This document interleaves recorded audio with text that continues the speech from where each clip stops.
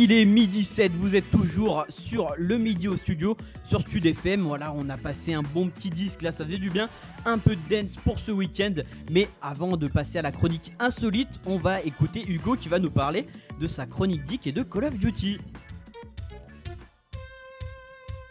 Informatique, jeux vidéo, smartphone, culture geek sur Stud FM. C'était la sortie la plus attendue de l'année avec FIFA 16, une des séries de jeux les plus populaires et les plus vendues au monde. Elle est arrivée dans les bacs et dans tous les points de vente hier soir. Il s'agit bien sûr du tout nouveau Call of Duty Black Ops 3, développé toujours par Treyarch, le troisième volume de la série des Black Ops. Alors ça fait 2 ans qu'on l'attendait, mais est-ce que l'attente valait le coup? Je suis allé essayer le jeu, voilà, en bon fan que je suis. Alors graphiquement, cet opus est plus abouti que les précédents, mais on est encore loin des extrêmes possibles, des limites des consoles New Gen PS4 et Xbox One. En termes de gameplay, il n'y a aucune surprise, voilà, absolument aucune. Donc les habitués, vous retrouverez très très vite vos marques instantanément, rien n'a changé, mais bon, on ne change pas un gameplay qui gagne. Au niveau du scénario, l'histoire se déroule dans un futur proche qui permet d'intégrer au jeu des fonctionnalités comme par exemple un radar permanent sous couvert de masque à vision infrarouge qui aide à anticiper les spawns ennemis aléatoires. Donc voilà, ça fait un petit peu débat entre ceux qui disent que c'est une aide qui est vraiment la bienvenue et ceux qui disent que ça facilite beaucoup trop le jeu. Ça sera à vous de vous faire votre opinion. Ça fait parler, ça clairement c'est l'un des points du jeu qui fait le plus parler à l'heure actuelle. C'est vrai parce que c'est une des nouveautés en fait de ce jeu. Au niveau donc, du scénario pur de l'histoire, elle est plus poussée, plus torturée et plus complexe encore que pour les précédents opus, appuyée par des scripts toujours aussi grandioses, dignes de cinéma, vraiment comme on a l'habitude de voir dans les Call of Duty. Ça par contre c'est toujours un des points forts du jeu. La durée de vie, bon, elle reste assez faiblarde, ça aussi encore une fois on est habitué pour les Call of Duty, mais elle est secondée d'un mode multijoueur toujours aussi complet, voilà, qui permet vraiment de faire énormément de personnalisation et qui risque de prendre d'assaut les serveurs online pendant au moins 12 mois jusqu'à la sortie du prochain peut-être. Ainsi que du fameux mode zombie. Et alors j'insiste sur ce point là, le mode zombie retrouve les origines du mode à travers ce nouvel opus Black Ops 3.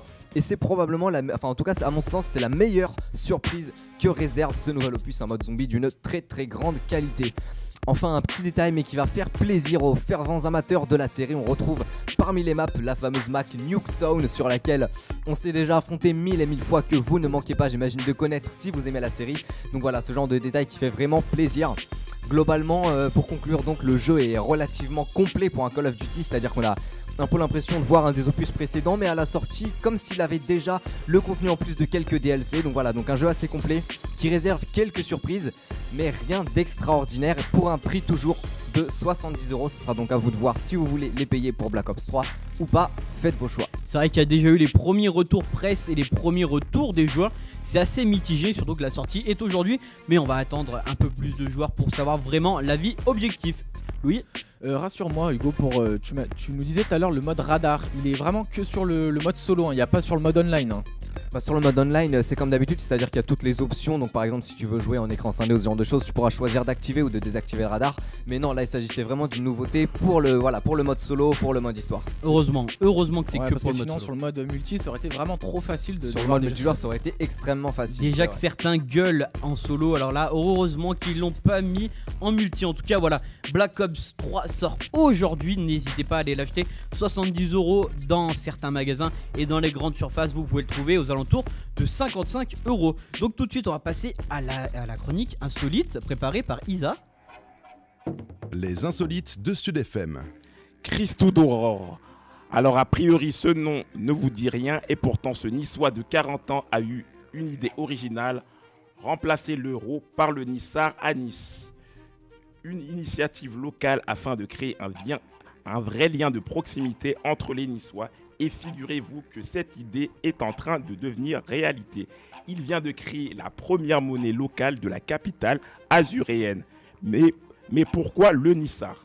Christou d'Aurore explique les origines du mot. Je l'ai appelé le Nissar parce qu'on ne pouvait pas faire plus niçois. Un Nissar équivaudra à 1€. La monnaie sera uniquement composée de billets entre 1 et 100 Nissars. Elle sera en circulation dans les commerces, les restaurants et les associations qui ont un esprit niçois, qui vendent des produits locaux et qui en font la promotion. Alors je ne sais pas ce que vous en pensez, moi je trouve que c'est quand même très très audacieux comme idée de créer sa propre monnaie. la propre monnaie locale, c'est quand même une très très bonne idée. Moi, je trouve c'est audacieux, c'est courageux. Louis? Moi je trouve ça quand même assez dommage parce que ça renferme un peu la ville de Nice. Enfin, on sera obligé à chaque fois qu'on veut aller à Nice, même si l'euro marchera toujours, on sera obligé de changer la monnaie. Enfin, je trouve ça quand même assez dommage parce que ça renferme un peu la ville. On dirait qu'elle veut plus trop attirer les touristes, elle veut vraiment rester centrée avec ses habitants dans la ville, quoi. Après, heureusement, ça reste que dans certains commerces, c'est pas dans toute la ville, donc encore ça passe. Mais ça, voilà, c'est vraiment un truc locaux.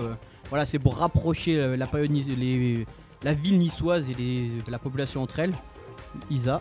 Moi, je pense que c'est une initiative qui est intéressante dans le sens où ça rapproche vraiment les gens de Nice entre eux. Il y a un vrai lien.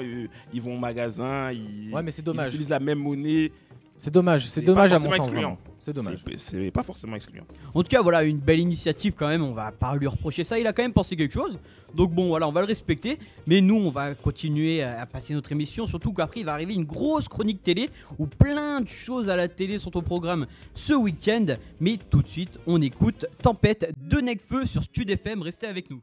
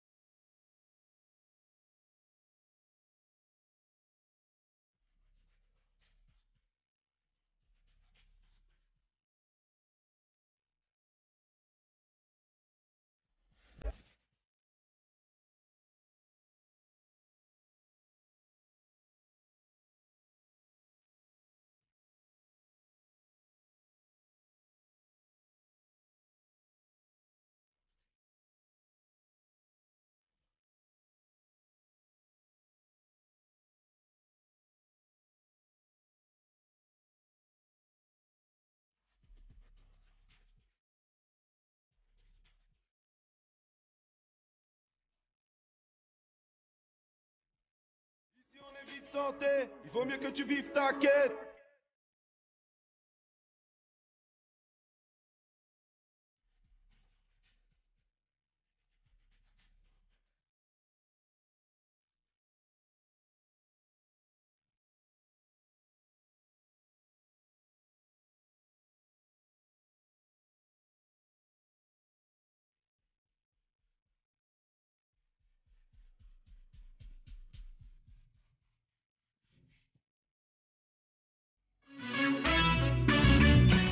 Midi 16, vous écoutez toujours votre émission Le Midi au studio sur Stud FM. En tout cas, n'hésitez pas, si vous êtes dans l'établissement, de venir jeter un coup d'œil. On est au premier étage et vous pourrez nous regarder, en tout cas par les vitres, et après on vous montrera un peu les coulisses de cette émission. En tout cas, vous qui n'êtes pas de l'établissement, vous pouvez nous retrouver sur Facebook et Twitter, et surtout en replay grâce à YouTube. C'est tout sur la page Facebook Le Midi au studio. Au programme, on a la chronique télé du jour, et c'est la chronique télé de Louis. Stud FM, immersion dans vos médias.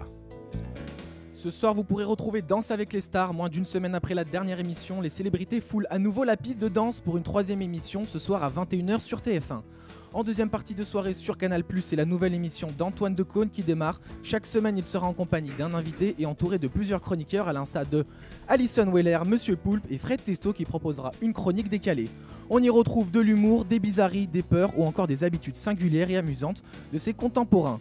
Puis samedi, une soirée exceptionnelle à 21h sur TF1 pour les fans des Energy Music Awards, ça revient depuis le Palais des Festivals de Cannes où de nombreux artistes comme Kenji Girac, Matt Pokora, Ed Sheeran ou encore Christine and the Queens viendront défendre leurs titres et se verront donc remettre des prix dans différentes catégories. Donc à retrouver ce samedi à 21h en direct sur TF1.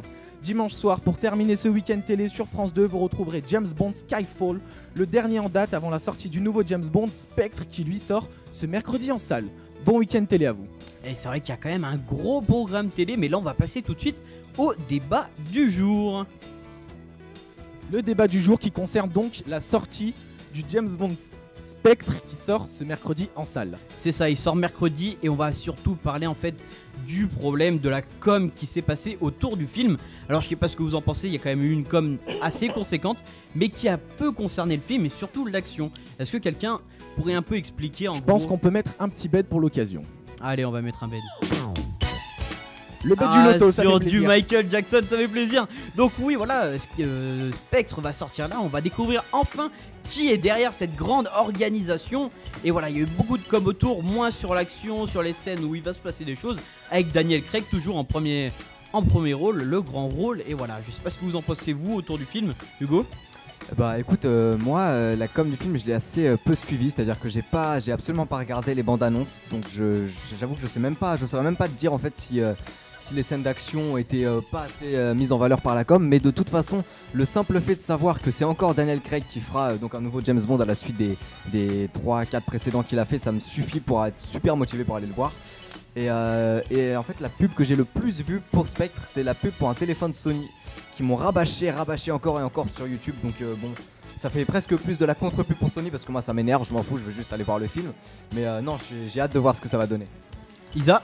Moi, je trouve qu'ils ont fait beaucoup de com et on les a beaucoup vus et ils ont vraiment pas beaucoup parlé du film, ils ont beaucoup parlé des acteurs. On a beaucoup tourné autour de Léa Seydoux qui est venue un peu partout au petit journal, qu'on a vu vraiment partout et qui n'a jamais parlé du film. Et ça, je trouve que c'est effectivement, comme tu disais avant, c'est chiant que les acteurs viennent et qu'ils parlent pas du film et qu'on soit là leur poser des interviews sur eux. Ça fait vraiment auto-centré sur eux et pas sur le film qu'on attend tous, qu'on attend tous. Moi j'ai adoré le dernier, je pense que celui-là sera encore très bon parce qu'ils nous surprennent tout le temps. Donc vraiment, on aurait aimé qu'ils nous parlent plus du film. C'est vrai qu'on attend tous en plus ce film, Louis. Ouais, justement, moi j'avais énormément aimé le dernier, donc Skyfall, mais ce que je trouve dommage, c'est qu'avec la bande-annonce, ils m'ont pas donné tellement envie, même si Skyfall, avec la bande-annonce, c'est vrai, ne m'avait pas donné aussi envie, mais ils ont tellement mis la barre haute avec Skyfall que j'ai peur que ça redescende avec Spectre. Donc je vais aller le voir, c'est sûr, mais je reste assis sur ma chaise. C'est vrai que quand même, il n'y a pas eu trop de choses qui s'est tourné autour, mais voilà, ça reste quand même un James Bond. Oui, Isa. Moi, je pense que souvent les bandes annonces ne sont pas révélateurs de ce qu'est un film. Donc, oui, mais ça doit donner envie aux spectateurs d'aller voir. Effectivement, mais il faut pas forcément se fier à la bande-annonce dans le sens où parfois ça trompe. Et moi, je pense que le film sera encore très bon dans le sens où ils nous ont toujours surpris. À chaque fois, ils nous ont surpris. On pensait que ça allait être moins bien le dernier. Il a été encore très bon celui-là. On a encore des doutes. Je pense qu'il sera encore très très bon. Oui, de toute façon, on va tous regarder cette énorme sortie prévue pour mercredi dans vos salles. On va passer tout de suite après un petit ACDC, la chronique sport et les actus décalés. Tout de suite, on écoute Steve Upper Lip d'ACDC sur Stud FM. A tout de suite.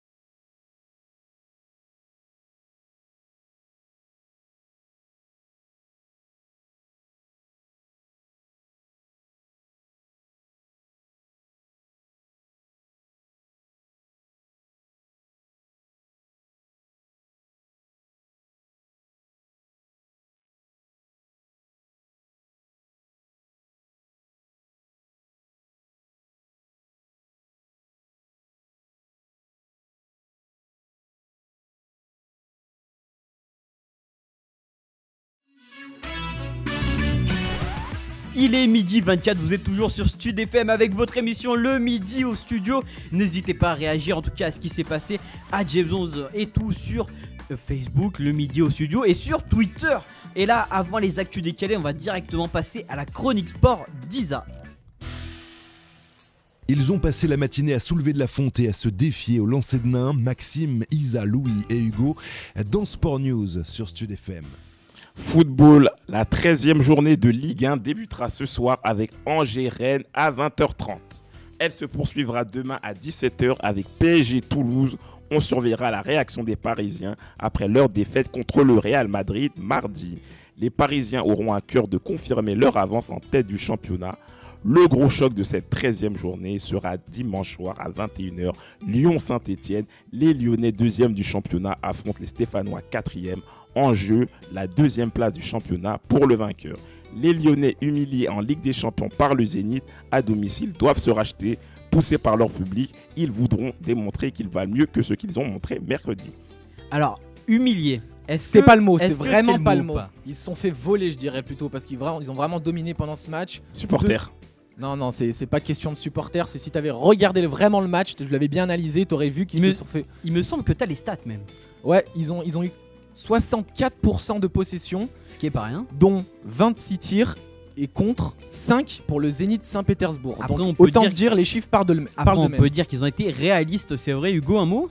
Bah effectivement le Zénith a été plus réaliste, mais oui j'allais réagir quand Isa a dit humilié. Effectivement non, c'est pas du tout une humiliation, c'est moi je parlerais plutôt de hold-up en fait pour un match comme ça. Moi, je parlerais d'un manque d'inexpérience quand même où ils se sont Ouais, fait. par contre, ça c'est vrai. assez Un manque facilement. Ils d'expérience. sont jeunes, Donc- ils sont jeunes. donc- Laissons-leur le temps. Je voulais avoir votre avis quand même sur le match Lyon-Saint-Etienne. C'est quand même le match qui nous concerne le plus. Dimanche soir, Et oui, je voulais savoir, est-ce que vous pensez que les Lyonnais vont réagir après cette défaite en Ligue des Champions et est-ce que vous pensez qu'ils vont battre les Stéphanois, surtout qui ont gagné hier 3-0 en Europa League, donc ils sont quand même en forme. Hugo? Les Stéphanois. Bah tu sais ouais c'est vrai que les Stéphanois sont en forme en ce moment, mais il y a un truc qui est assez récurrent dans toutes les saisons de Lyon depuis quelques années maintenant, c'est qu'ils font un début de saison assez nul et qu'ensuite ils ont, je sais pas, c'est le temps que ça monte dans leur cerveau, ils ont un coup de boost et ils remontent d'un coup, et je pense que là l'occasion ça va être justement ce derby contre Saint-Etienne, parce que c'est à Gerland, les Lyonnais ils ont à cœur de prouver à leurs supporters, à tout le monde que voilà, même si pour l'instant ça se passe assez mal en Europe, ils peuvent là, ils sont toujours à fond dans le combat dans la Ligue 1. Donc ouais, moi je suis plutôt confiant, d'autant plus que ce sera à domicile pour les Lyonnais, donc je pense que Lyon peut gagner, peut faire de belles choses à ce derby. Louis? Ouais, en championnat, ils sont toujours bons, surtout face à Saint-Etienne, c'est à Gerland. On imagine une victoire de l'OL. Bon, après, tu dis une victoire de Saint-Etienne hier 3-0, mais pour relativiser les choses, ils étaient en Europa League. Lyon jouait en Ligue des Champions. Donc c'est pas la même catégorie de championnat. C'était Donc, quand même le Dnipro et c'était quand même une bonne équipe. Finaliste en face. l'année dernière de l'Europa League. Quand même. C'est quand même pas rien, ouais, mine de mais, rien. Zénith Saint-Pétersbourg, si je veux bien voir Saint-Etienne prendre Zénith Saint-Pétersbourg, on verra. Ah, ça c'est toujours On les on verra verra, le score. c'est les résultats, c'est après c'est comme ça. Mais on va faire un petit tour de table, un pronostic. Isa? Moi, mon pronostic, ce sera un match nul. Je pense un partout. Louis? 2-0. Hugo?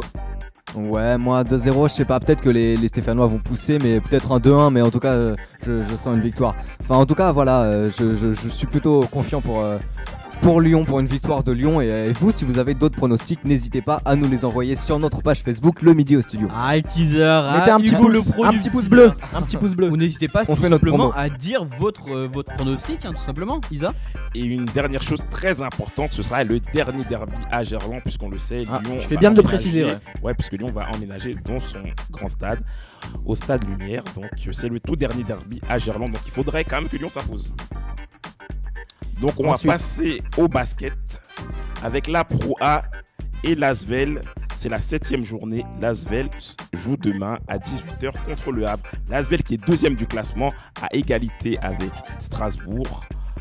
Mais avec une moins bonne différence, l'Asvel va tenter de reprendre la première place à la SIG qui se déplace elle à Orléans, 10e au classement. Et on va terminer avec la petite balle jaune, le tournoi de Bercy de tennis qui a débuté cette semaine. Les quarts de finale débuteront cet après-midi avec notamment Richard Gasquet contre Andy Murray à 14h. Novak Djokovic, le numéro 1 mondial, affrontera Thomas Berdych.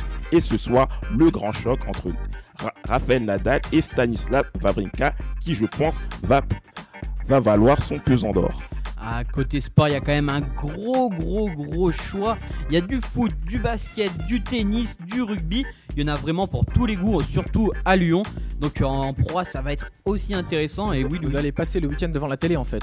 ah, ou aller voir directement les matchs, hein, on peut aller se déplacer. Hein. C'est vrai, vous pouvez aller à Gerland. Gerland, c'est pas loin. Dimanche soir à 21h. Ouais. Métro B, arrêt stade de Gerland, il n'y a rien de plus simple pour y aller. De toute façon, c'est le dernier match, c'est le dernier derby à Gerland.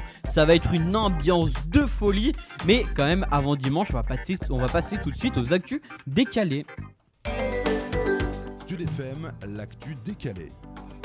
Au Pays de Galles, une enquête est en cours dans un McDo suite à la plainte déposée par une famille qui a eu la malheureuse surprise de découvrir dans un wrap les restes d'une grenouille morte. Selon le père, c'est un acte de malveillance. Manifestement, il n'approuve pas la nouvelle recette du wrap du McDo. Question pour un champion. Combien de fois peut-on renouveler un CDD, à votre avis? 2-3 fois. 2 fois maximum. 2 fois, ouais. Voilà. Donc lui, toi t'as eu bon, mais c'est pas le cas de notre ministre du Travail, Myriam El Khomri, puisque Jean-Jacques Bourdin ce matin lui a posé la question et Myriam El Khomri s'est trompée, elle a dit 4 fois. Mais non. Donc c'est quand même c'est assez grave. politique, hein, Ministre c'est- du Travail qui ne sait pas combien de fois on peut renouveler un CDD. Et ouais, malheureusement, Jacques Bourdin pose toujours les bonnes questions quand même. Hein. Eh oui. Il est fort. Les mignons ne font pas que des bêtises en effet. L'un d'eux, sous la forme d'une peluche, a sauvé la vie d'une fillette de 5 ans ce matin à Lyon. L'enfant tombé de la fenêtre du 3e étage d'un immeuble, sa peluche a amorti la chute et lui a donc sauvé la vie. Un bébé brésilien d'1 an et demi du nom de Lorenzo jouait dans son jardin avant-hier à Mostardas près de Porto Alegre au Brésil lorsqu'il est tombé sur un autre bébé, mais un bébé plus méchant, un bébé cobra vert, une race de serpent extrêmement venimeuse. Finalement, l'un des deux a fini par mordre l'autre et le tuer. Le petit Lorenzo ne souffre d'aucune blessure, mais il a mordu le serpent Oh non. jusqu'à la mort. Ah, il a des bonnes dents hein, pour son Coriace, village. le Ils gars. se défendent au Brésil, ils se défendent. Raquettes et tennis ne font pas bon ménage. Serena Williams a mis en fuite un voleur qui tentait de lui dérober son téléphone portable au terme d'une course-poursuite. La numéro 1 mondiale a raconté tout ça sur sa page Facebook. Le vol s'est déroulé dans un restaurant chinois dans une ville qu'elle n'a pas précisée. Parlons technologie maintenant. Un nouveau gadget nommé Athena sera commercialisé en 2016.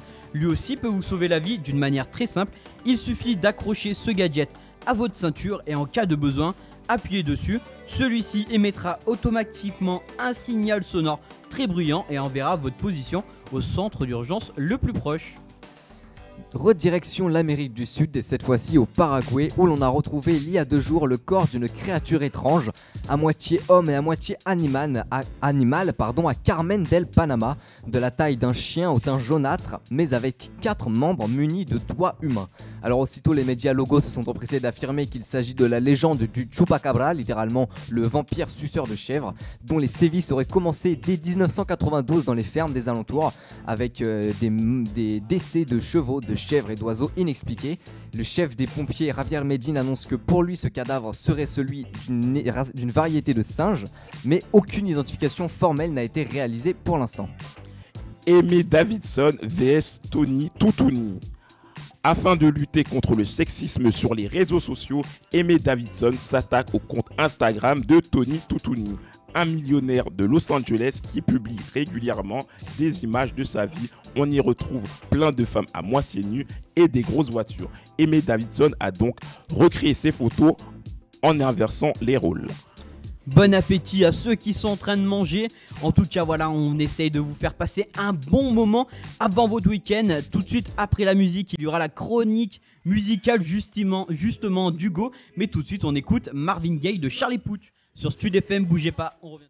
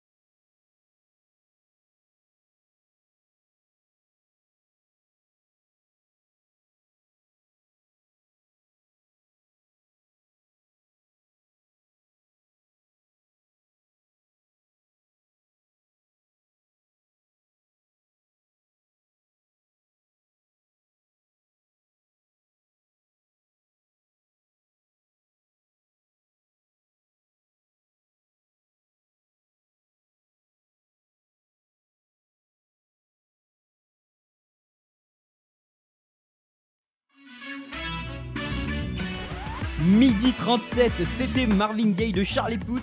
Et on va passer tout de suite à une chronique importante, une chronique rafraîchissante, une chronique magnifique de la part de notre Hugo.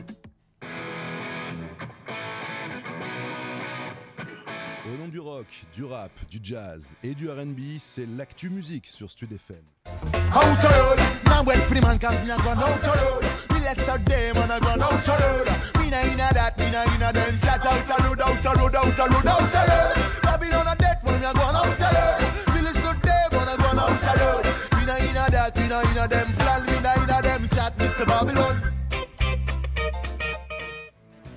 Il a 25 ans seulement, il est originaire de Normandie, mais il a enregistré la majorité de son album en Jamaïque.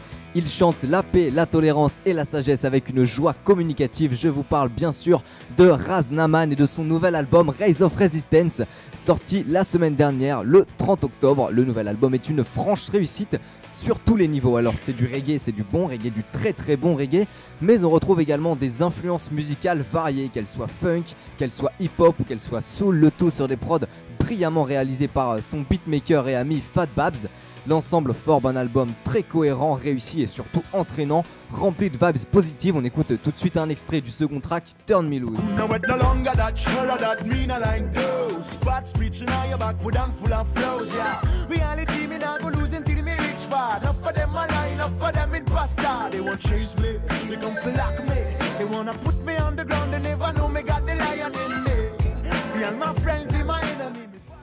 Alors, je sais pas ce que vous en pensez, moi je suis pas très fan, j'écoute pas trop du reggae, mais alors là c'est rafraîchissant, je trouve ça énorme. Ce qu'il a fait en tout cas, c'est du à très très bon consommer taf. sans modération. Ah ouais, vraiment sans modération. Aucune modération, vraiment effectivement ouais. Et alors outre le retour brillant donc de Naman sur le plan du reggae, il alterne toujours entre le chant et le rap à la perfection. On retrouve sur l'album des collaborations qui font vraiment plaisir, notamment le rappeur Nemir sur l'excellent titre 12 Rays, ainsi que la princesse Ragamuffin de Glasgow. Je parle bien sûr de Miss Soumti sur le titre My Days, deux titres planants stellaires qui ne manqueront pas de vous faire voyager à coup sûr. Pour les nostalgiques de l'EP collaboratif Know Yourself que Naman avait sorti avec Massy et Triple, ce nouvel album Rise of Resistance, dans ce nouvel album, on retrouve encore une fois le trio, le temps d'un track, Garden of Destiny, résolument hip-hop, qui achève de nous prouver que le Bad Juice de Normandie maîtrise totalement les différents styles auxquels il s'essaye. Enfin, l'album se termine sur une touche d'espoir avec Hopeful World et de légèreté avec le sincère et le très touchant Let Me Grow qui conclut l'album de la plus belle des façons. Alors voilà, je valide à 100% et je ne peux que vous le recommander à tous et à toutes. Ce Nazman, vraiment, il va falloir le suivre de très très près parce qu'il fait vraiment du lourd. Je sais pas si autour de moi il y en a que ça intéresse. Ça sort quand déjà, Hugo? Eh ben, il est sorti. Ah, il est sorti déjà. la semaine Ah, dernière, ouais. il est sorti le 30 octobre, il est disponible partout sur Super, alors internet. je pense que je vais y aller cet après-midi. Moi, je pense que je vais l'acheter. Vu les extraits qui sont sortis, ça m'intéresse beaucoup. Bah franchement, je vous le recommande carrément et tout l'album est de ce niveau-là au moins. Ils nous ont mis l'eau à la bouche, ces extraits. Midi 40, vous êtes toujours sur Stud FM avec votre émission Le Midi au Studio. N'hésitez pas à réagir sur le Facebook, le Twitter de l'émission. C'est Le Midi au Studio, c'est tout simple. L'émission sera en replay sur YouTube. Mais pour l'instant, on va écouter Dr. Dre, Eminem et Exhibit pour une chanson culte, What's the Difference? What's the difference between me and you? Me and you. What's the difference between me and you? Me and you. Back when Q was rolling with Lorenzo in a Benzo, I was banging with a gang of instrumental.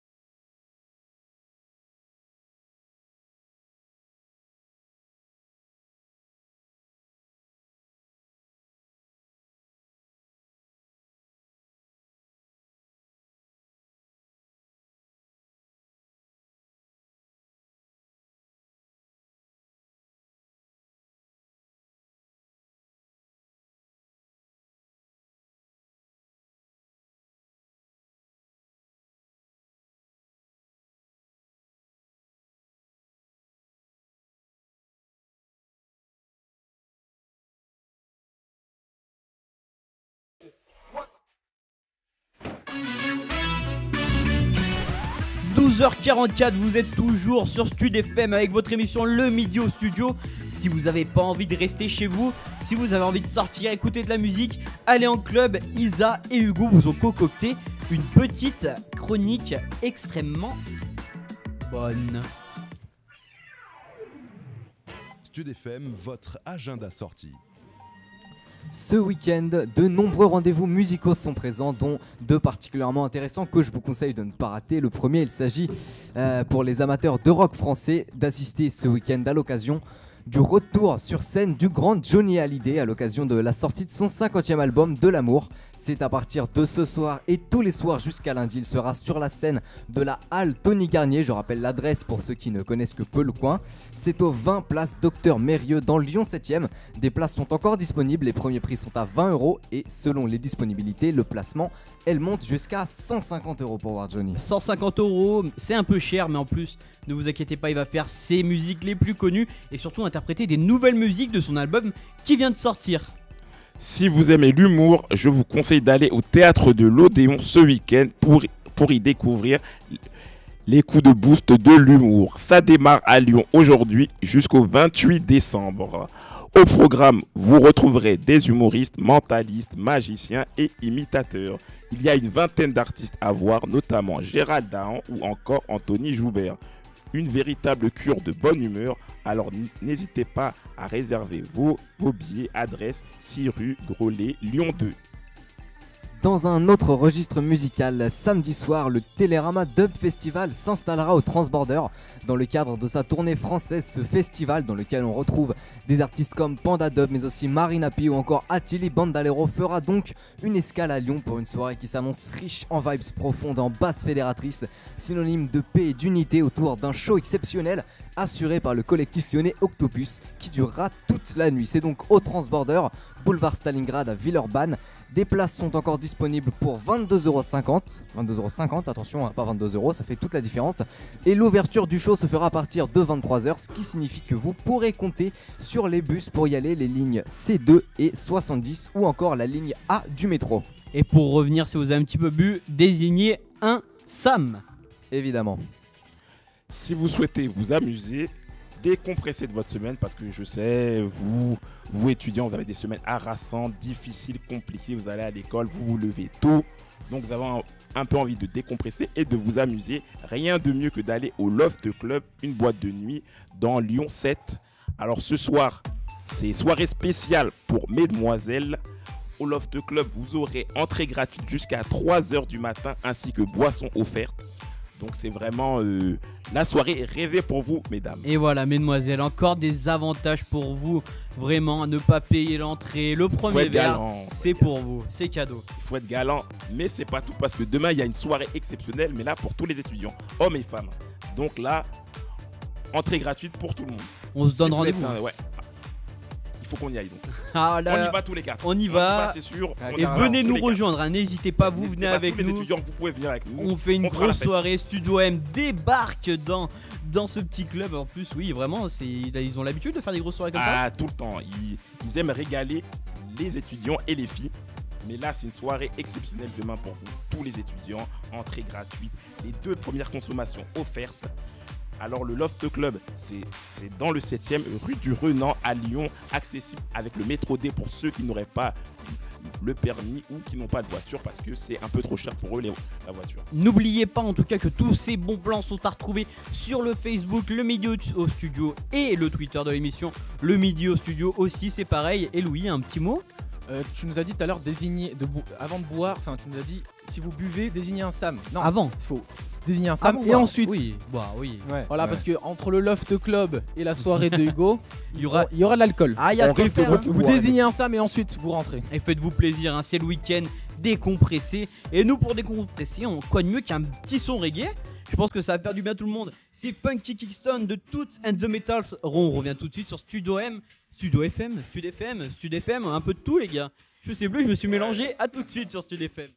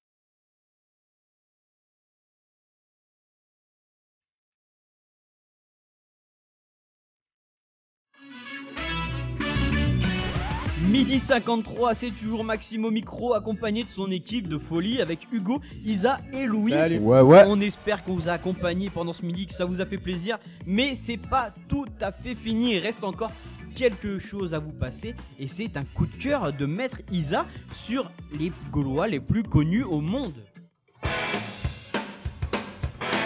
Coup de gueule, coup de cœur sur Stud FM.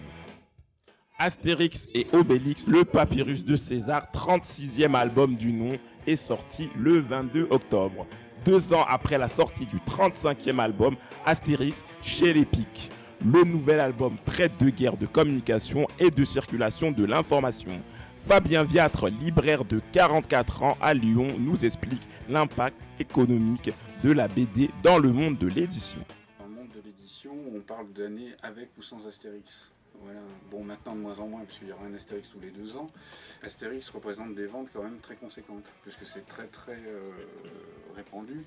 D'un point de vue professionnel, pour vous donner un chiffre, le tirage de mise en place en librairie, c'est 2 millions d'exemplaires. L'autre BD derrière qui arrive le plus rapidement possible, pas cette année, mais par exemple un Black Sat qui se vend très bien, qui est une très bonne BD, c'est 300 000 exemplaires mis en place directement. Là, Astérix, c'est 2 millions. Didier Conrad et Jean-Yves Ferry, respectivement dessinateurs et scénaristes de la BD, sont eux aussi accrédités de son succès. Fabien nous explique pourquoi. Moi, je les trouve très bien et ils ont réussi un tour de passe-passe qui n'était pas évident du tout. Ils ont beaucoup de mérite, je trouve, parce que non seulement ils ont fait une bonne BD, mais ils respectent l'esprit d'Astérix, parce qu'on a réellement l'impression de lire un vrai Astérix fait par Goscinny et Uderzo. Et surtout, c'était très dangereux pour eux, parce que si jamais le Astérix chez les Pics, le précédent, était mauvais, on ne les aurait pas loupés, quoi. Ils se seraient fait descendre au niveau des médias. Et je trouve qu'ils s'en sont très bien. Astérix et Obélix, qui en est déjà à 600 000 exemplaires vendus, cartonne chez vos libraires. Si vous voulez lire une BD riche et passionnante, nous vous conseillons d'aller l'acheter au prix de 9,50 € chez tous vos libraires. Et je pense que ce cadeau sera sous beaucoup de sapins de Noël. Les fêtes de Noël approchent, hein, donc ça va être le cadeau, je pense, le plus acheté. J'imagine aussi, je pense que, à mon avis, les parents et les grands-parents vont en acheter beaucoup pour leurs enfants et petits-enfants. Et même pour nous, il y a une relecture à faire. C'est pas que pour les jeunes, mais bon, nous l'émission va toucher à sa fin malheureusement, mais on va écouter juste avant Daft Punk qui a sorti un très bon titre. C'est Lose Yourself to Dance. Ne bougez pas, on revient tout de suite pour la fin de l'émission. Le midi au studio sur Stud FM. À tout de suite.